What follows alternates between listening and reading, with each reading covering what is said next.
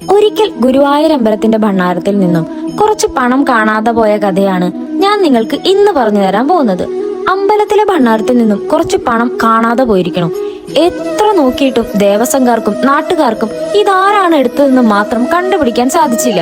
ഇവർ ഒരുപാട് അലഞ്ഞ് അവസാനം കുറച്ച് ദിവസങ്ങൾക്ക് ശേഷം ഇതെടുത്തത് ഒരാളല്ല, 2 പേര് ചേർന്നാണെന്ന് നാട്ടുകാർക്ക് മനസ്സിലായി. വിവരമറിഞ്ഞ നാട്ടുകാരും ദേവസ്വംകാരും 2 പേരെയും പിടിച്ചുകെട്ടി അമ്പലത്തിന്റെ നടയിൽ കൊണ്ട് നിർത്തി വിചാരണ ആരംഭിച്ചു.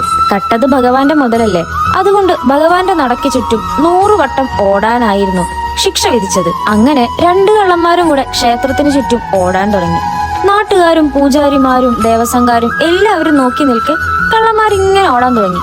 പക്ഷെ പൂജാരിക്ക് മാത്രം കള്ളന്മാരെ 2 ആയിട്ടല്ല 3 ആയിട്ടാണ് കാണുന്നത്. ഓടുമ്പോ ഒരു 3 പേരായിട്ട് തോന്നുന്നു പൂജാരിക്ക്. പൂജാരി ഓട്ടം നിർത്താൻ പറഞ്ഞു. നാട്ടുകാരോട് ചോദിച്ചപ്പോ നാട്ടുകാർക്ക് 2 പേരെ കാണുന്നുള്ളൂ, പക്ഷെ പൂജാരിക്ക് മാത്രം ഓടുമ്പോ 3 പേരായിട്ട് കാണുന്നുണ്ട്.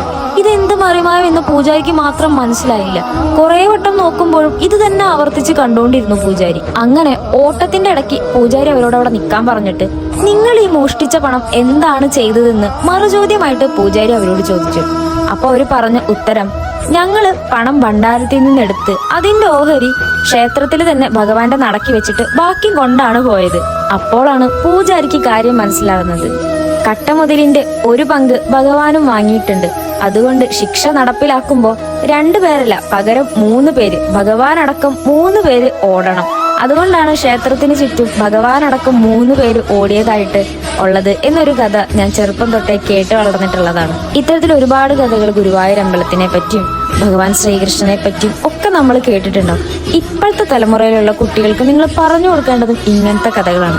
അതായത് നിങ്ങളുടെ കുട്ടിയിൽ ഒരു സ്പിരിച്വാലിറ്റി വളർത്തിയെടുക്കാൻ ചിലപ്പോൾ നിങ്ങൾക്ക് താല്പര്യം ഉണ്ടായിരുന്നു വരില്ല, വേണ്ട, അതിനാരും നിർബന്ധിക്കില്ല. പക്ഷെ ഇത്തരത്തിലുള്ള കഥകൾ കുട്ടികളിലെ ഭാവന വളർത്താനായിട്ട് കുറച്ചും കൂടെ ഉപകാരപ്പെടും. ജോർജ് ഇമ്മട്ടി സാറിന്റെ കഥകൾ, അദ്ദേഹത്തിന്റെ തിരഞ്ഞെടുത്ത പുരാണ കഥകള്, അതുപോലെ തന്നെ തെന്നാലി രാമൻ കഥകള്, കേരള ചരിത്രം, ഇത്തരത്തില് വലിയ വലിയ ബുക്കുകളുടെ കുഞ്ഞു കുഞ്ഞു പാർട്സ് ആയിട്ട് അല്ലെങ്കിൽ കുഞ്ഞു മക്കൾക്ക് മനസ്സിലാവാൻ പാകത്തിനുള്ള തരത്തിലുള്ള ബുക്കുകൾ ഒരുപാട് ഈ ജോർജ് ഇമ്മട്ടി സാർ ഇറക്കിയിട്ടുണ്ട്. അപ്പൊ താല്പര്യമുള്ളവരൊക്കെ അത് കുട്ടികളെ കൊണ്ട് വായിച്ച് അവരിലുള്ള ഭാവന വളർത്തിയെടുക്കാൻ നിങ്ങൾ ശ്രമിക്കണം. അപ്പൊ ഈ കഥ ഞാൻ പറഞ്ഞു തന്നതിന്റെ ഒരു അടിസ്ഥാനമായിട്ടുള്ള ആവശ്യം ഇത് തന്നെയാണ്. അപ്പൊ വീണ്ടും അടുത്തൊരു വീഡിയോയിൽ കാണുന്നത് ടാറ്റാ ബൈ.